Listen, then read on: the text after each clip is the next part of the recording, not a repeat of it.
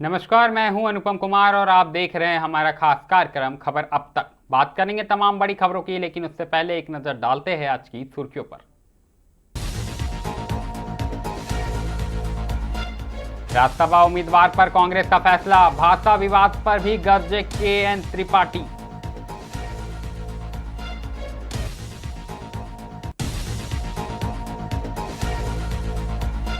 RIMS 2 पर सियासत तेज, खेत बचाओ या अस्पताल बनाओ, नगरी में बड़ा टकराव।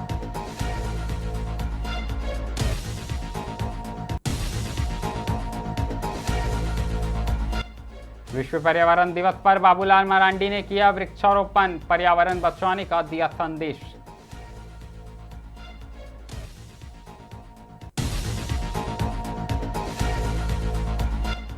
पलामू में डीजीपी ततासा मिश्रा की समीक्षा बैठक, अपराध नियंत्रण पर विशेष दिशा निर्देश।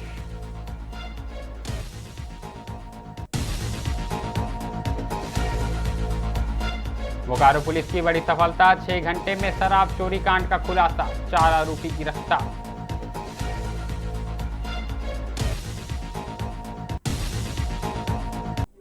अब बढ़ते हैं खबरों की ओर। आपको बता दें कि पहली खबर जो है वो राज्यसभा चुनाव से जुड़ी हुई है। दरअसल झारखंड की राजनीति में राज्यसभा चुनाव को लेकर हलचल तेज हो गई। इसी बीच कांग्रेस ने राज्य में प्रणब झा को अपना राज्यसभा उम्मीदवार बनाने का फैसला किया है, जिसके बाद राजनीतिक गलियारों में चर्चाओं का दौर जारी है। इस मुद्दे पर कांग्रेस के वरिष्ठ नेता के त्रिपाठी ने पार्टी का पक्ष स्पष्ट करते हुए कहा कि उम्मीदवार चयन पूरी तरह केंद्रीय नेतृत्व का निर्णय है और संगठन के सभी नेता इस फैसले का सम्मान करते हैं।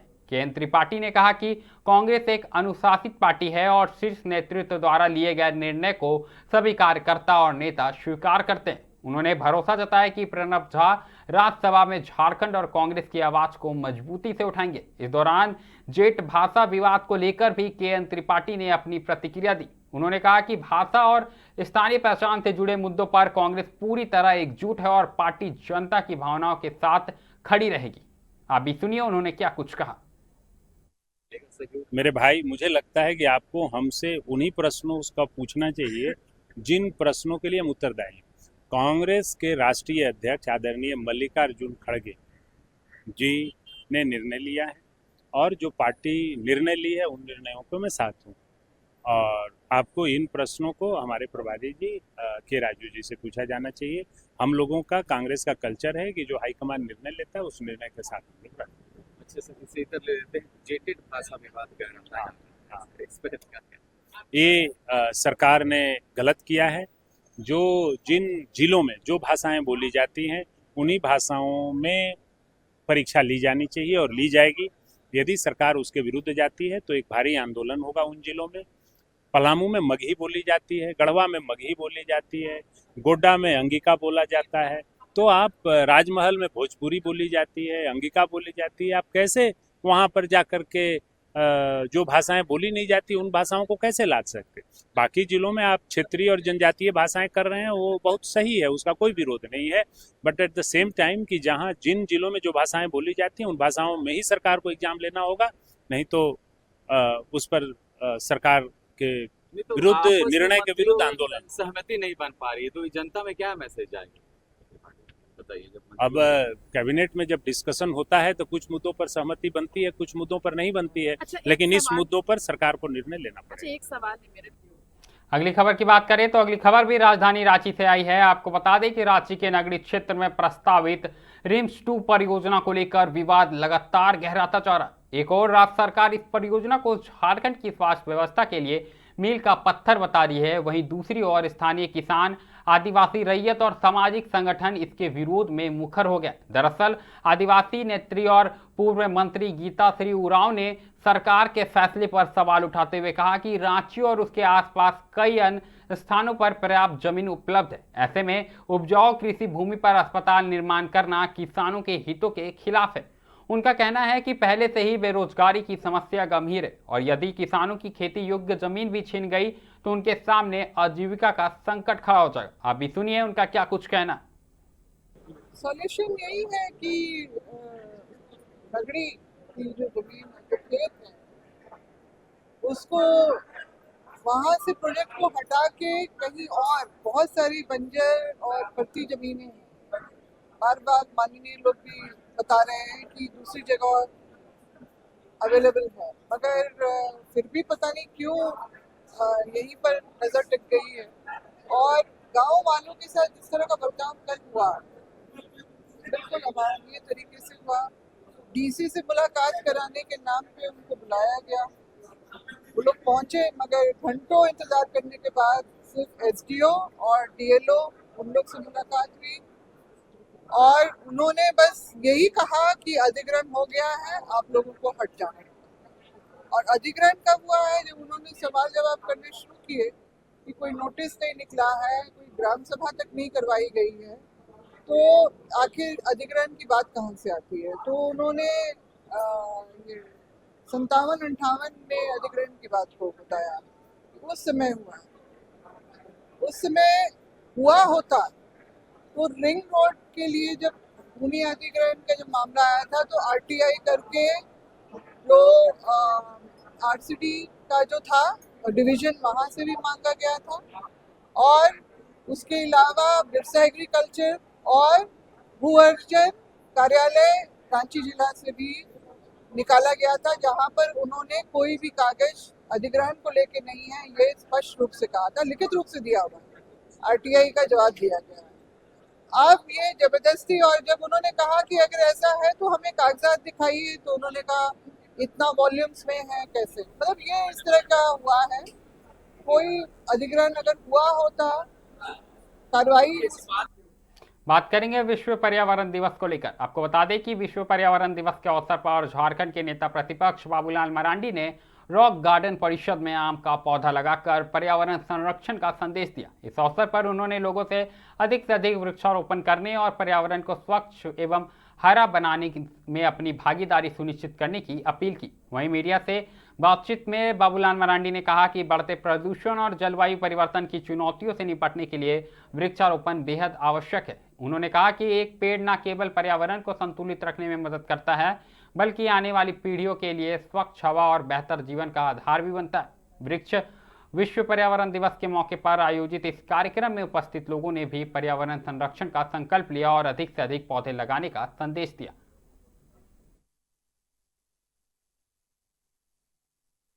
इस अवसर पर पहले तो हमारे ओर से बधाई और शुभकामनाएं, और साथ ही मैं लोगों से अपील भी करना चाहूँगा और देश के प्रधानमंत्री नरेंद्र मोदी जी आह्वान भी जनता से करूँगा तो वे एक पेड़ माँ के नाम आज से कम प्रारंभ हमें करना चाहिए, ताकि पर्यावरण को हम सब लोग बचा सकें। पर्यावरण जो प्रदूषित हो उसको मुक्त कि आज अगर पर्यावरण की स्थिति ये जो हालत जो बिगड़ा है, तो उसके लिए कहीं ना कहीं मानव जाति ही जिम्मेदार है। एक गीत है ना कि दर्द भी नहीं दिया है तो दवा भी नहीं। तो हम सब लोगों ने अगर इस पर्यावरण को नुकसान पहुंचाया है, बिगाड़ा है, तो ठीक भी उनसे सब लोगों को करना, और उसमें से हर व्यक्ति का एक योगदान हो सकता है, तो पौधा लगा करके हो सकता है। बाकी हमारे साइंटिस्ट है वो तो कई चीज़ों में तकनीकी लोग ठीक कर रहे हैं, अपग्रेड कर रहे हैं ताकि कम से कम पोल्यूशन करें, उनका काम वो वहाँ कर रहे हैं। लेकिन हर देशवासी या हर मनुष्य जाति जिसमें कोई बहुत अधिक मेहनत भी नहीं है, जो हर व्यक्ति कर सकता है। रुक अब पलामू जिले का करेंगे। आपको बता दें कि झारखंड की डीजीपी तदासा मिश्रा शुक्रवार को पलामू पहुंची। उनके आगमन के बाद क्षेत्र में अपराध नियंत्रण, विधि व्यवस्था तथा नक्सल गतिविधियों को कहीं न कहीं लेकर समीक्षा बैठक की गई। आपको बता दें कि समीक्षा बैठक में पुलिस मुख्यालय एवं पलामू प्रमंडल के कई वरिष्ठ अधिकारी मौजूद रहे। बैठक में आईजी अभियान Narendra Kumar Singh, IG CID Ajay Linda, Palamu DIG Kishore Kaushal, Palamu SP Kapil Chaudhary, Latehar SP Kumar Gaurav तथा गढ़वा एसपी आशुतोष शेखर समेत तमाम प्रशासनिक अधिकारी बैठक में शामिल हुए। बैठक के दौरान पलामू प्रमंडल में अपराध नियंत्रण, नक्सल विरोधी अभियानों की प्रगति, कानून व्यवस्था की स्थिति और पुलिसिंग को और प्रभावी बनाने के विभिन्न पहलुओं को लेकर विस्तृत से चर्चा की गई। दरअसल डीजीपी ने अधिकारियों से क्षेत्र की वर्तमान स्थिति की जानकारी ली और आवश्यक दिशा निर्देश दिए। जानकारी के अनुसार बैठक में अपराधियों एवं नक्सल गतिविधियों के विरुद्ध चलाए जा रहे अभियानों की समीक्षा करते हुए पुलिस बल को और अधिक सक्रिय एवं समन्वय तरीके से कार्य करने को लेकर जोर दिया गया। कुल मिलाकर बात करें तो डीजीपी की यह बड़ी बैठक मानी जा रही है और परमाणु प्रमंडल के अंदर कानून व्यवस्था को सुदृढ़ करने को लेकर डीजीपी यहां पहुंची हुई है।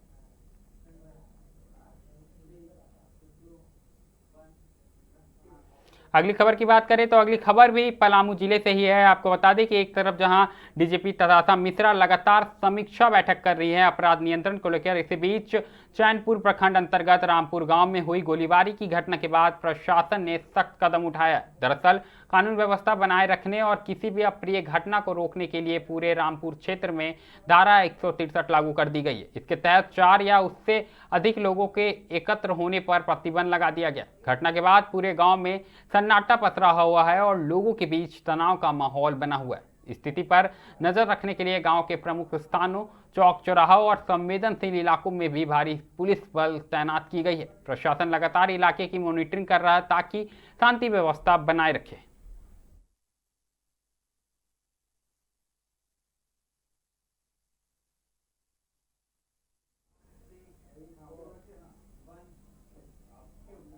बोकारो से बड़ी खबर सामने आई है। आपको बता दें कि बोकारो सेक्टर 12 मोड़ स्थित लाइसेंसी शराब दुकान में हुई लाखों रुपए की विदेशी शराब चोरी मामले का बोकारो पुलिस ने महज 6 घंटे के भीतर उद्भेदन कर लिया। पुलिस ने चोरी की गई करीब 3.5 लाख रुपए मूल्य की शराब बरामद करते हुए 4 आरोपियों को गिरफ्तार भी किया है। आरोपियों के पास से चोरी में इस्तेमाल किया गया लोहे का कटर भी जब्त किया गया है। जानकारी के अनुसार 4 जून की सुबह करीब 6 बजे पुलिस को सूचना मिली कि सेक्टर 12 मोड़ स्थित शराब दुकान में सेंधमारी कर विदेशी शराब चोरी कर ली गई थी। सूचना मिलते ही बीएस सिटी थाना पुलिस घटनास्थल पर पहुंची और जांच की प्रक्रिया शुरू कर दी गई। इस दौरान 4 लोगों को गिरफ्तार किया गया और तमाम जो शराब है उसे बरामद किए गए। आप भी सुनिए पुलिस का क्या कहना है।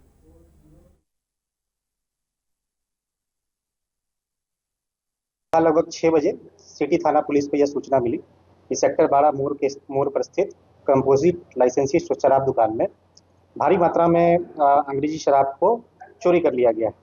घटना के सत्यापन में जब सिटी थाना की पुलिस गई तो पता चला कि अज्ञात चोरों द्वारा काफी मात्रा में विदेशी शराब को चोरी कर लिया गया। इस संबंध में पुलिस अधीक्षक महोदय द्वारा एक एसआईटी टीम का गठन कर त्वरित कार्रवाई करते हुए छापामारी किया गया।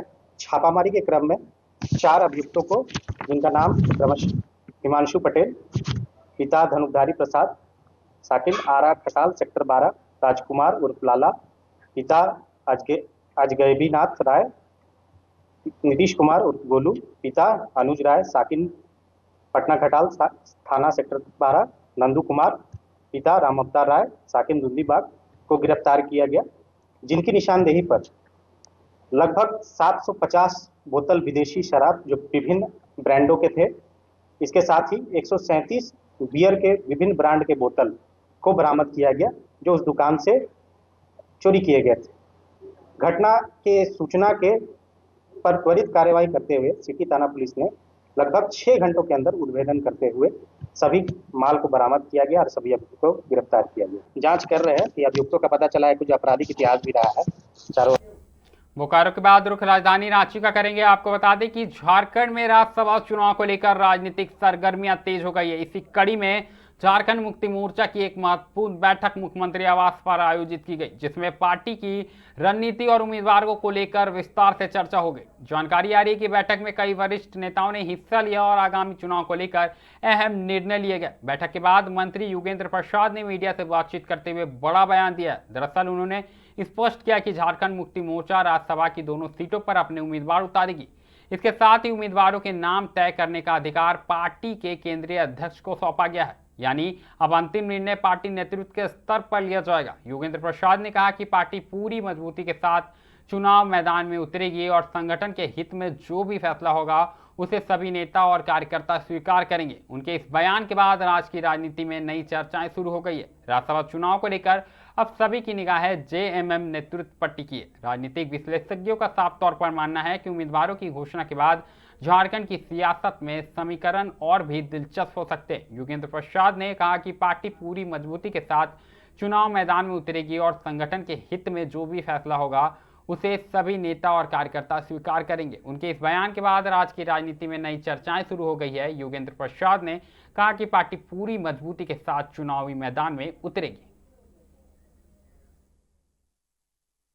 यह निर्णय लेती है वह 2 सीटों पर चुनाव लड़ना चाहिए। पार्टी की जो दबाव है उस पर 2 सीटों पर चुनाव लड़ना चाहिए। राज्यसभा की दोनों सीटों पर झारखंड मुक्ति मोर्चा लड़ना चाहिए चुनाव। तो सर फिर गठबंधन का क्या होगा? कांग्रेस ने भी मैंने कहा कि पार्टी की जो दबाव है, पार्टी संगठन का जो दबाव है, उस आधार पर हम लोग अधिकृत किए हैं माननीय मुख्यमंत्री जी को, माननीय केंद्रीय अध्यक्ष जी को कि भाई विचार होना चाहिए कि दोनों सीटों पर चुनाव झारखंड मुक्ति मोर्चा लड़े। और तो बैठक में यही तय हुआ कि दोनों सीटों पर जेएमएम अपना उम्मीदवार देगा? जी बिल्कुल नहीं, बैठक में यह आम सहमति सर्वसम्मति से जितने मेंबर थे निर्णय लिया गया कि भाई दोनों सीटों पर झारखंड मुक्ति मोर्चा राज्यसभा में अपनी प्रत्याशी उतारे कि जो समीकरण है उस समीकरण के आधार पर उतारना चाहिए। बाकी पार्टी को केंद्रीय अध्यक्ष को अधिकृत किया गया है कि भाई नामों पर पार्टी के केंद्रीय अध्यक्ष नामित किए गए हैं, अधिकृत किए गए हैं कि भाई आप उन नामों की घोषणा करेंगे, लेकिन दोनों सीटों पर चुनाव लड़ेंगे। तो ये जो प्रत्याशी का चयन होना है, नाम का घोषणा कब तक हो जाएगा? अब तो अधिकृत कर दिए हैं हम लोग माननीय मुख्यमंत्री जी को, माननीय केंद्रीय अध्यक्ष को, तो उसके बाद अब यानी कल तक डिक्लेयर हो जाएगा। देखते जाइए, 8 से तो पहले हो ही जाएगा। अच्छा सर, भावना 56 का जो आंकड़ा है वो तो है, लेकिन मिल के है, ऐसे में कैसे जीतेंगे? अब उसका तैयारी हम लोग करेंगे, कैसे तैयारी होगा वो तो देखते जाइए आगे आगे। आप लोगों ने अपनी भावना स्वागत, हम लोग अपनी भावना से माननीय मुख्यमंत्री जी को अवगत कराया है कि भाई पार्टी को दोनों सीटों पर चुनाव लड़ना चाहिए। खबर अब तक में अभी के लिए फिलहाल इतना ही है। ऐसी तमाम बड़ी खबरों से लगातार हम आपको अवगत कराते रहेंगे। कहीं मत जाइएगा, बने रहे मिरर मीडिया के साथ।